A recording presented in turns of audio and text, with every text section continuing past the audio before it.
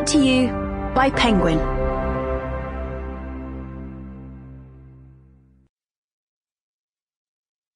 See What You're Missing.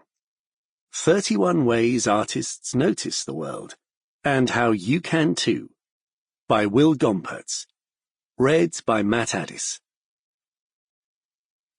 Introduction. The idea for See What You're Missing began with an unsolicited email, sent by a man called Tom Harvey, asking me to speak at an event for creative folk in Soho, London. I was working for the BBC as an arts journalist and presenter at the time, a job that generated frequent requests from viewers and listeners inviting me to judge an art competition or give a talk. I accepted as many as I could, but had recently promised my publisher that I wouldn't take on any more extracurricular work until I had at least started writing my long-promised book on perception. In truth, the commitment to focus on the book was a stalling device. I hadn't actually formed a concrete idea about what to write on the topic of seeing, but I knew it was a rich subject that could be wonderfully enlightening if only I could find the right way into it and overcome the dreaded writer's block.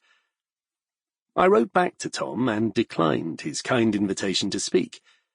I explained that, with regret, I had to say no on this occasion because I was spending every spare minute of my day gathering myself for an as-yet unwritten or fully conceived book about art and observation.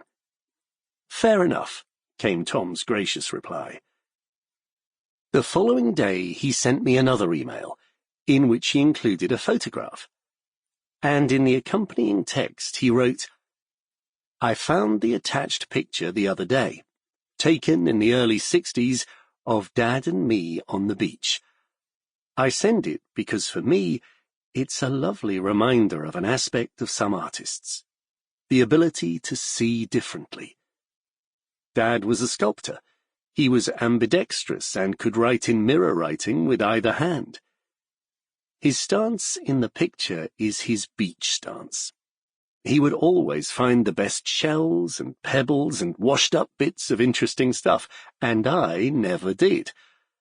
I was so fascinated by his ability to see things where others can't that I would insist on walking along the beach a yard ahead of him, so I would have the best chance of finding the best stuff.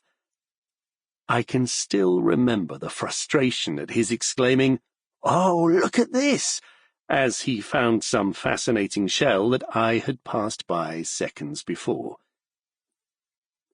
It was a lovely note to receive. It was also inspiring.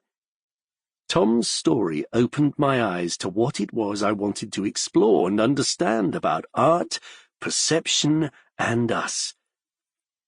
Namely, there is so much to learn from artists about noticing the everyday moments of beauty and wonder that are all around but routinely pass us by. With the help of some great painters and sculptors, we too could become more sensitive, more aware, and more conscious. Those invisible blinkers of presumption that narrow our point of view to something approaching tunnel vision could be removed. In short, we could turn to artists to help us see what we are missing. Tom's dad isn't an outlier. All artists are expert lookers. They make it their business to visually interrogate the world and all that is in it. The people, the places, the things.